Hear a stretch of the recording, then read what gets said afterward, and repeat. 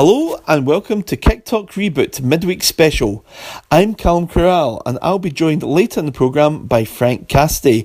But first, it's on to last weekend's results. McBookie.com Super Premier Division. Arthurlie 4, Largsassel 2. Auchinleck 3, Cumnock 0. Beath 2, Pollock 2. Hullford 4, Troon 4. Kilbirnie 1, Kilwinning 2. McBookie.com Super First Division. Clydebank 0, Blantyre 0. Cumbernauld 2, Girvan 2.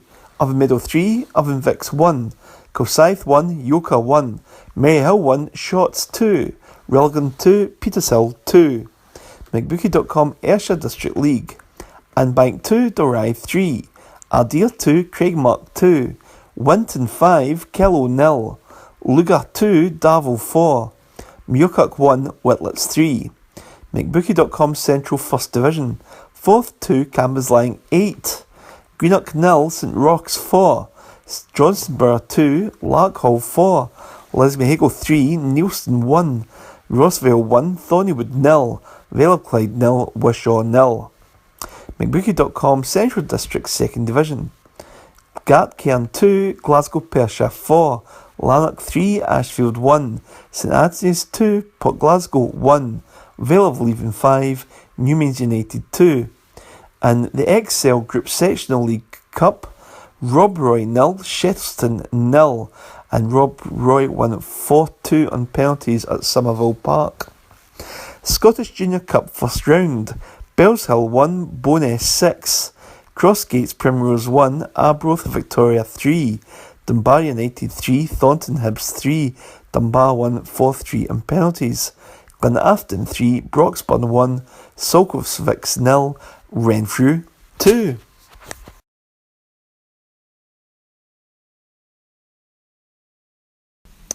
So Frank, let's have a look at the Scottish Junior Cup second round draw. There's some exciting ties in there in the next round. Yeah, there certainly is, Callum. Not least the clash between Kilwinning and Arthurlie. One of these strange quirks which seems to always happen in junior football. The teams are playing each other in the West of Scotland Cup the week before. That's right. So it's going to be quite interesting to see who takes the honours in both those games. Both teams got wins at the weekend, of course, as well, so they're in good form. Absolutely. I've Vix at Yoker as well. Vix at Yoker, that'll be a tricky one. Both of them are in the first division this season. Girvan, you've got to think Girvan can take care of Muirkirk. Girvan with home advantage. But you never know in the Cup, the sort of form book can go out the window. Yeah. A couple of all Ayrshire ties as well. Darvel or Dawson and Anbank against Talbot. Yeah, I mean that could be a cracker. The one that they drew, didn't they, earlier this season, Winton Darvel? Yeah, that's right. They seem to always. Their games are close. There's always single goal or draws in the outcome. So yeah. Darvel with home advantage, Titewee Park, never really in the best of condition. That could be a leveller, but we'll see. It's all in the melting pot. And I'm just looking at the ties here as well. Maybe if there was to be a giant killing, anyway, all like giant killings in the Scottish Cup, and the one that stands out there is maybe Dorrive at home to Bowness. Dorrive, of course, we got to the semi-finals not that long ago in the great scheme of things. They've got a cup pedigree, and again, they're used to their own surface, which can be a wee bit tricky for visiting teams. So that could work in their benefit. Yeah, and again, you've got to fancy anybody at home in the Cup. As I said, the foreign book goes right out the window. You used to work up in Aberdeen, and you'll be familiar with Banks Adie. Yes, and they've got a home tie against Kilbirnie. That's a long journey for Ladeside. It certainly is, but it's a pleasant journey, and it's a nice wee ground as well, just on the outskirts of the city centre. But see, at the end of the day, Kilbirnie should take care of them. There is a wee bit of a gulf between our leagues and the North leagues as far as the juniors are concerned. Kilbirnie should at the very least take them back to Ladeside. And of course Beath, the Scottish Cup holders, they've got an away tie at Vale of Clyde. Yeah, aye, the old Tin Pail as they're called locally. That again, tricky tie. Beath may be concentrating in the Senior Cup, or it may be a case of the winning mentality keeps them going, although they drew on Saturday against Pollock by all accounts. were lucky to get the point, but there you go. I'm just looking at it as well. One of the other kind of standout ties, although out with Ayrshire, Linlithgow rose at home to Clydebank. Now, if that had been 10-15 years ago, Clydebank might have fancied their chances there, but it's still an enticing tie, that one. Yeah, I think Budgie McGee would probably like to get them back to home park to get another go at them. But hey, junior football, the smaller team gets the draw away from them, and then they bring the bigger team to their own patch and then get beat. How many times does that happen? Sure. Okay, we'll look back at some of the results from the weekend now. Firstly, Auchinleck Talbot, it was the big local derby for them against Cumnock. You, of course, Frank, being with the Cumnock Chronicle, so it was quite a one-sided win in the end, 3-0. Yeah, definitely. Although Cumnock had a great chance to pull it back to 2-1 in the second half. They got a penalty, which Scott Hansen, who's been in decent form this season, managed to miss. And I mean, it ran 2-0. Which the 2-goal gap was probably quite comfortable for Talbot, but Talbot wrapped it up in the closing stages with a third goal. Cumnock have got a horrific record at Beechwood, and that continues, unfortunately. After some good, he had a good result against Largs, but they've seemed to have fallen away a wee bit, losing in the Scottish Cup. But Wilson, Brian Young and Shanklin got the scorers there for Auchinlecks, and they look back to their best after their surprise 3-0 drubbing to Beath a few weeks ago. Now, I was at Barhead on Saturday, so for the Arthurlie versus Largs Thistle League match, and Arthurlie moved up to third spot after overcoming Largs 4-2. The unrelenting pressure paid off in the 34th minute. It was Smith that raced through to score. Nimmo just had a goal chopped off offside, and Largs keeper Ross Lundy, he was certainly very busy in the afternoon, and he saved. It was a good shot from ex-Thistle winger Ryan Dees. So it was 1-0 at the interval. Thistle, though, I mean, bottom of the table, the basement boys, but they're fighting tooth and nail. And I think it's a surprise to everyone, myself included, I have to say, when Largs moved 2-1 up. But it was thoroughly deserved, you know. Two very good, quick, well-taken goals totally turned this game around, and at that point I actually felt more like a cup tie. Robert Love turned and twisted his way down the left wing, the ex-Auchinleck player, and he sent over an inch-perfect cross for Kevin Strullers to score with a glancing header, and then Alan Gilbride drilled home from 6 yards, so suddenly it's 2-1. But I have to say, Arthurlie certainly pushed Largs throughout this game, and believe it or not, Frank, they actually hit the woodwork 5 times. Now, that in itself is incredible, but here were Arthurlie 2-1 down to Largs. So it was a real all-action encounter, but I have to say Arthurlie stepped up the gears, and they really took control again.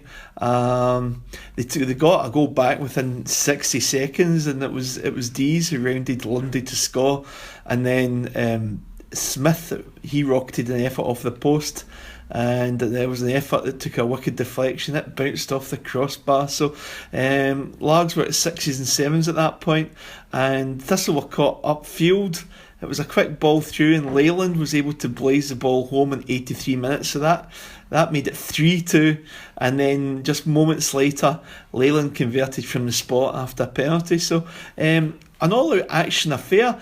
Arthurlie have got a derby now against Pollock this weekend. That must be an intriguing one. You must be confident that Arthurlie could maybe get a result there, Frank.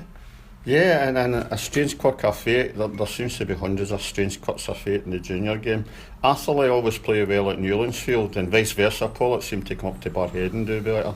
There's no logical explanation for it. Maybe they're up for it more because they're in the home of their closest rivals. But they can get into this match with confidence, sitting in third place. Although, to be fair, the teams around them have games in hand, but hey, if you'd asked any Arthurlie fan at the start of the season, would you like to be in third place at the end of September, they'd a bit of your hand off. So yeah, they can get into this with a wee bit of confidence, definitely. Now, Pollock drew 2 each at the weekend. They were playing against Beath. It was a rematch of the Scottish Junior Cup final, no less. McLaughlin and McGowan scoring for Beath. And Troon, they got a 4-all draw at Holford at Blair Park, and it was it was Scott Chatham and Chris McKnight. They put Troon 2-1 up. And then all of a sudden Halford went 4-2 up, but it was 2 late goals from Gareth Armstrong and Chatham again to make it 4 each. Now, let us say a high scoring encounter there, and Largs were also involved in a high scoring encounter. So I was talking to the Largs assistant manager Brian Slavin afterwards, and he's saying that they've got Troon this weekend at Portland Park, and it's always a very, very tough place to go.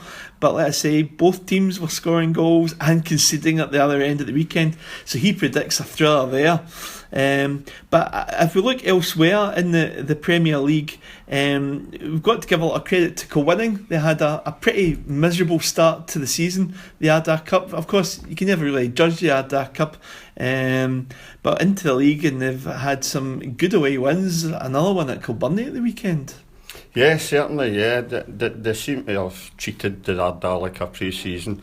I know a lot of managers claim it isn't, but Kilwinning seem to have actually done that and treated it like a pre-season. And the league forum's been reasonable.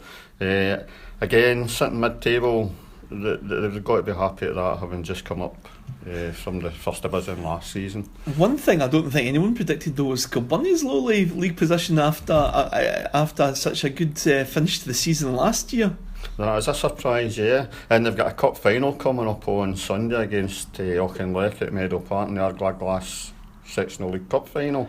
So could that kickstart their season, or could Talbot just go win another trophy, yet another trophy, and just put Kilbirnie into even more doldrum? Sure. And it was Kyle Rafferty that he opened the scoring for Kilbirnie before Kilwinning got an equaliser from the spot, and they won 2-1.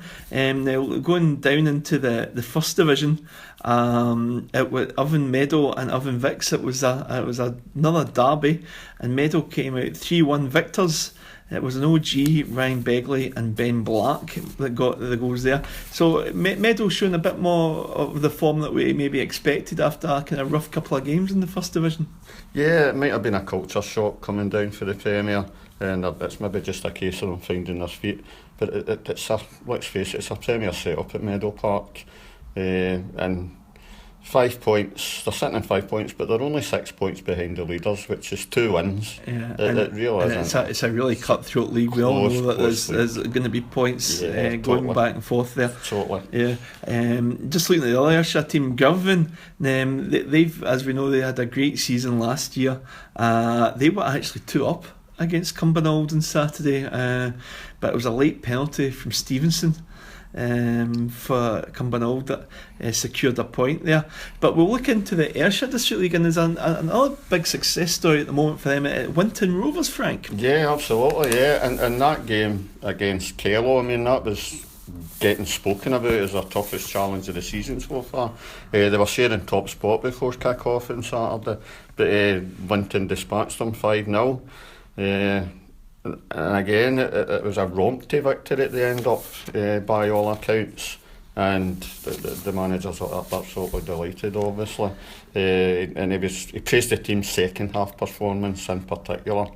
The first half was quite even, according to reports, but they blew them away literally in the second half. Yeah. The gap at the top. Yeah, I gather they didn't open scoring to the 46th minute. Yeah. And that was. But after, I think it was Darren Miller that scored that. But after that, they were flying. A Ryan Caddis double. There was also a missed penalty by Caddis that would have completed his hat trick. But Liam Caddis got on the score sheet as well. So all in all, a very busy weekend in the juniors, and a lot to look forward to this weekend. Okay, Frank, thanks very much. Yeah.